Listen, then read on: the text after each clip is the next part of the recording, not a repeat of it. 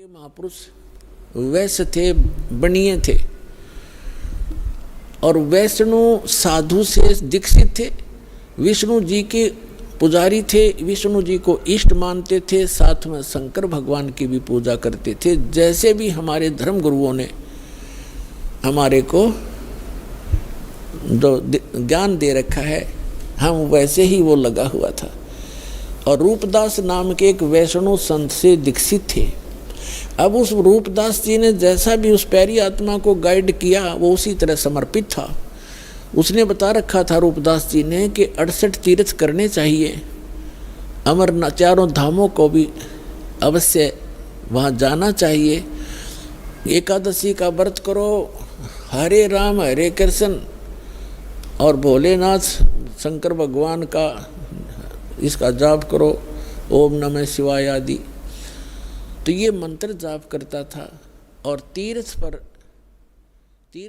के लिए वो चले वहाँ से। उस समय लगभग 80-82 वर्ष की उम्र थी, 85 वर्ष की उम्र थी धर्मदास जी की। तीर्थ यात्रा पर गए हुए थे मथुरा के तालाब में, जहाँ भगवान, जैसा कि हमारे धर्म गुरुओं ने बता रखा था कि यहाँ श्री कृष्ण गौ चराया करते थे, इस सरोवर में नहाया करते थे, गौओं को पानी पिलाया करते थे। तो उस श्रद्धा से सभी वहाँ उस तीर्थ पर जाते हैं और फिर गिरिराज के चक्कर लगाते हैं। अपने आत्माओं, ये भोली आत्मा ये तो कहती हैं कि रामपाल तो हमारे देवी देवताओं को, धार्मिक तीर्थों को जो है सब अच्छे नहीं बताता। अब विचार करो, जिस गिरिराज यानी गोवर्धन पर्वत की आप महिमा गाते सुनाते हो, उसकी लीला क्या है। जैसे धर्मदास जी को परमात्मा मिले, फिर उनसे पूछा कि आप, ये लंबी वार्ता है, समय थोड़ा है, लेकिन आज जो दास बताना चाहता है कि तीर्थों पर और इन ऐसे यादगार स्थानों पर जाने से जीव का मोक्ष नहीं और केवल पाप ही होते हैं, पुण्य नहीं। क्योंकि पुण्य तो इसलिए नहीं कि शास्त्र, वो श्रीमद् भगवद गीता में वर्णन नहीं उसका, और जो शास्त्र में वर्णित साधना नहीं है, वो अध्याय नंबर 16 के गीता के मंत्र 23 में स्पष्ट ही कर दिया है कि शास्त्र विधि को त्याग कर जो मनमाना आचरण करते हैं उनको कोई लाभ नहीं होता, ना सुख होता, ना गति होती, और ना ही उनको कोई सिद्धि प्राप्त होती, यूजलेस। तो धर्मदास जी को परमात्मा एक जिंदा महात्मा के रूप में मिले। पहले तो तालाब में नहाए, फिर विष्णु जी की एक मूर्ति शालिग्राम था, उसको नहाया धोया, नए कपड़े पहनाए, पुराने कपड़े धो कर सुखा दिए भगवान के। फिर धूप दीप दे करके उसको जो ऐसे धूप धाप दे कर ला गया गीता का पाठ करने। परमात्मा निकट से बैठ के 20-30 फुट की दूर, 50 फुट की दूरी पे, और ध्यान से सुन रहे हैं, जैसे बहुत अच्छा लग रहा है। धर्मदास जी ने भी उस दिन एक अध्याय करा करता पाठ था, उस दिन 4-5 मोटे से 4-5 अध्याय सुना दिए। ये जान करके ये सामने बैठा एक मुसलमान हमारे धार्मिक ग्रंथ ज्ञान से कितना प्रभावित है। जब सारा कुछ सुना लिया, जो भगवान निकट आकर बैठ गए और कहा, हे महात्मा जी, मैं भटकी हुई आत्मा हूँ। देखो पुण्यात्माओं, हमारे पिता ने हमारे तक पहुंचने के लिए कितना कैसे छिद्र करने पड़ते हैं, क्योंकि काल ने हमारी इतनी बुद्धि खराब कर दी इस गलत ज्ञान से, और यह झूठे सुख में इतने रंग दिए।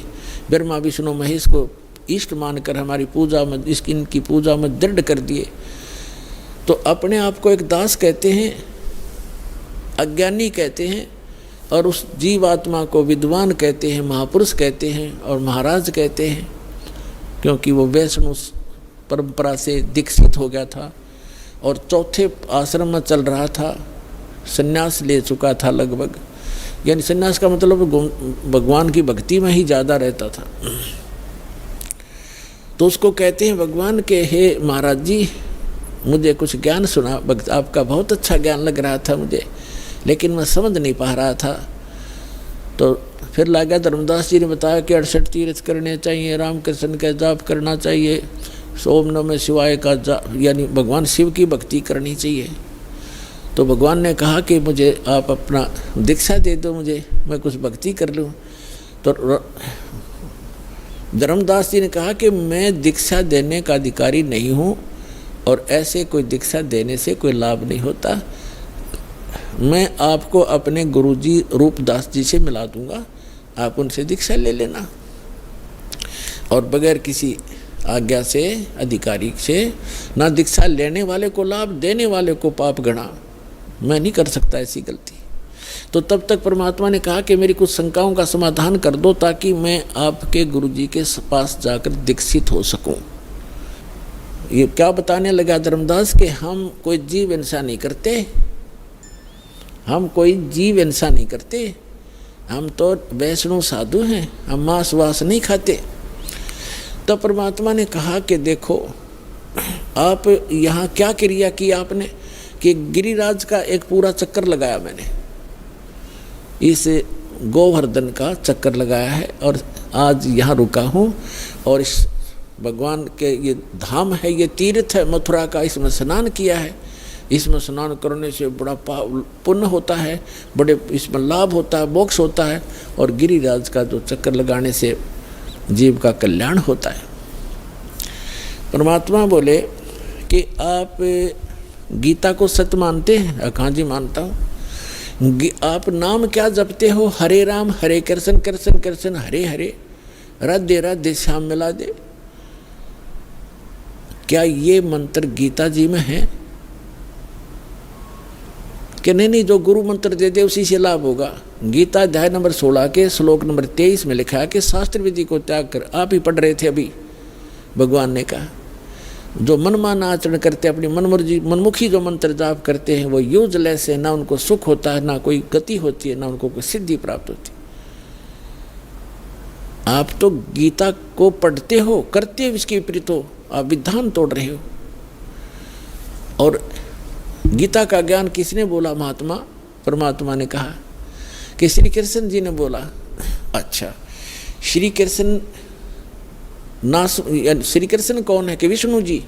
विष्णु जी की मृत्यु होती है कि नहीं? वो तो अजरो अमर है, वो परमात्मा सर्वशक्तिमान। अच्छा, गीता जी का ज्ञान दिया, श्री विष्णु कहो चाहे श्री कृष्ण कहो, आपके शब्दों में। हाँ जी, हाँ जी। तो गीता अध्याय नंबर 4 के श्लोक नंबर 5 और 9 में आप ही पढ़ रहे थे। ये खुद कहता गीता ज्ञानदाता कि मेरे और तेरे अर्जुन बहुत जन्म हो चुके, तू नहीं जानता, मैं जानता हूँ। दूसरे अध्याय के 12वें श्लोक में आपने पढ़ा। यानी परमात्मा ने ये संकेत में बताया कि अभी आप पढ़ रहे थे, वो खुद कह रहा है कि मेरी जन्म मृत्यु होती है। ये 10 श्लोक बता रहा है आपको। और 10वें अध्याय के दूसरे श्लोक में कहा कि मेरी उत्पत्ति को ना ये देवता जानते। स्तब्ध हो गया एकदम, जैसे सुन हो जाकर। और आप कहते हो ये जरूर अमर है। और ये खुद कहता 18वें अध्याय के 62वें श्लोक में कि यदि तूने पूर्ण मोक्ष चाहिए तो उस परमेश्वर की शरण में जा, उसकी कृपा से तो परम शांति को, सनातन परम धाम को प्राप्त होगा। वो परमात्मा कौन है उसके बारे में बताओ मुझे, तब मैं दीक्षा लूँ तुम्हारे से।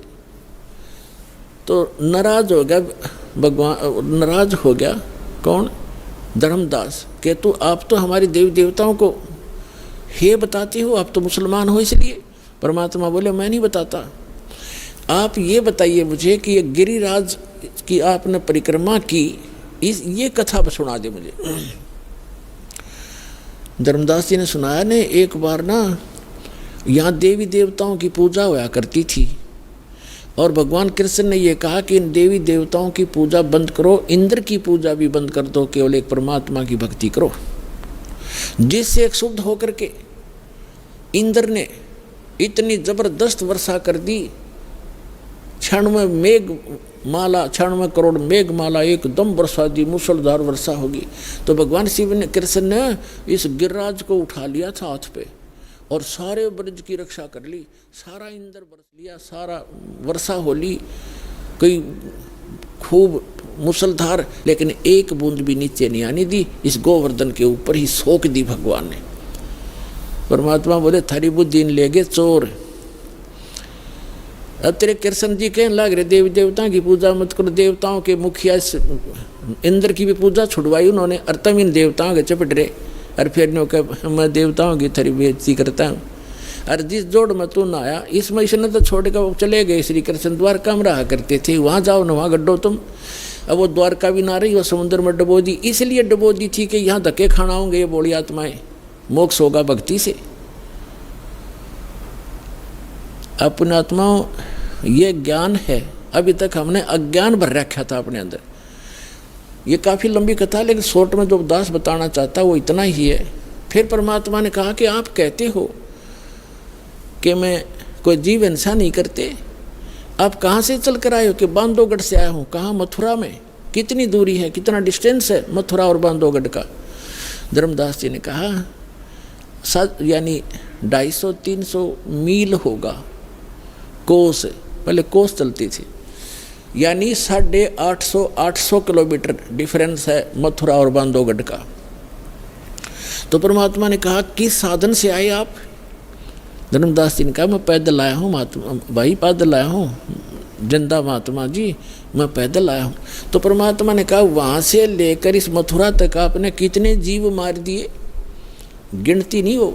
और इस तालाब में नहाए, इस मथुरा के इस तालाब में नहाए, ये लोटा पानी का भर के लाए हो आप, देख इसमें कितने जीव जंतु। ये तो इस 2 लीटर पानी में इतने, और उसमें जिसमें आप मल कर नहा रहे थे, कितने जीवों का कचूमर काट दिया धर्मदास, करोड़ों जीव मार दिए इतने। और इंतजार तुम कहते हो मोक्ष होगा, तुम तो पाप के भागी होगे। पृथ्वी ऊपर पग जो धारे है, करोड़ जीव एक दिन में मारे। कहते सत्य ब्राह्मण की है हत्या, जो चौका तुम देवो नित्या। ब्राह्मण संस हत्या जो होई, जल स्नान करत हो सोई। अब जैसे आपके शास्त्रों में कहा है कि ब्रह्म हत्या का पाप बहुत भारी होता है, जीव हिंसा ब्रह्म, और जैसे जीव हिंसा ब्रह्म का होता है, वैसे भक्त को मारा जाए और जीव हिंसा होती है। तो कहते एक जो तुम ये खाना बनाने से पहले मिट्टी और गोबर से वो स्थान लीपा जाता था, और कहते हैं आपने जो ये चौका लीपा है जहाँ रोटी बनानी थी, इतने पोर्शन में 1000 करोड़ जीव मार दिए। कहते हैं कि पृथ्वी ऊपर पग जो धारे, करोड़ जीव एक दिन में मारे। जैसे आप सारा दिन घूमते फिरते हो, एक दिन में आप करोड़ों जीवों को नाश मार डालते हो। और कहते सत्य ब्राह्मण की है हत्या, जो चौका तुम देवो नित्या। जो नित्य तुम लिपा पोती करते हो, इसमें सत्य ब्राह्मण जैसी जीव हिंसा हो जाती है। और ब्राह्मण सेंस हत्या जो होई, जल स्नान करत हो सोई। इस तालाब में नहाते हो ना, इसमें इतने जीव मर जाते हैं, 1000 ब्रह्म हत्या का पाप तुम्हें लगता है। हरी भांति पृथ्वी के रंगा, अंत कोट जीव उड़े पतंगा। खान पान में दमन प्राणी, कैसे पाओ मोक्ष निशानी। तुम खाते हो पीते हो, इसमें भी जीव मरते हैं। आटा गूंदते हो, इसमें भी मरते हो। पोछा लगाते हो, इसमें भी मरते हैं। और तुम कहता है हम जीव हिंसा नहीं करते।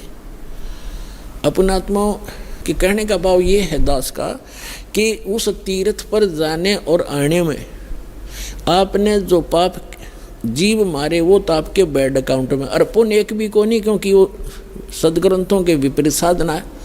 शास्त्र विधि को त्याग कर वो मनमाना आचरण है। तो यहाँ आपके मन में ये शंका आवेगी। अच्छा, एक तो ये कंसेप्ट आज का जो सत्संग है, ये कंसेप्ट चल रहा है कि तीर्थ क्या है, ये अमरधाम वैष्णो देवी आदि कैसे बने, ये क्लियर हो गया। एक दूसरा ये था कि भगवान के दर्शन से नहीं मंत्र से मोक्ष होगा। जैसे भगवान, जैसे आप श्री कृष्ण जी, श्री विष्णु जी और श्री भगवान शंकर जी को भगवान मानते हो, जैसे पार्वती से ज़्यादा दर्शन शिव के कोई नहीं कर सकता। वह तो उसकी धर्मपत्नी थी, अर्धांगिनी थी, सबसे ज़्यादा दर्शन वो एक कराया करती, लेकिन मोक्ष नहीं था। उस मंत्र से मोक्ष हुआ। भगवान खुद वो परम अक्षर ब्रह्म 120 वर्ष तक भारतवर्ष की पृथ्वी पर काशी के अंदर रह कर चले गए, और करोड़ों व्यक्तियों ने दर्शन करे, लाखों ने। मोक्ष नहीं हुआ, क्योंकि उनको वो मंत्र प्राप्त नहीं हुआ। उस योग्य वो हुए नहीं कि जिससे वो मंत्र प्राप्त कर लेते, जिससे मोक्ष होना था। तो वो मंत्र और वो समय अब आ गया पुण्यात्माओं। अब ये वो कलयुग का धन है आपके माता पिता जिनसे आपका जन्म हुआ, ऐसे समय में जो परमात्मा ने पूर्व निर्धारित किया हुआ था। अब वो समय आ गया है, वो कंप्लीट कोर्स आपको प्राप्त होगा और इस मंत्र से मोक्ष होगा जो आज दास के पास उपलब्ध है। इसको प्राप्त करो और अपना कल्याण करो।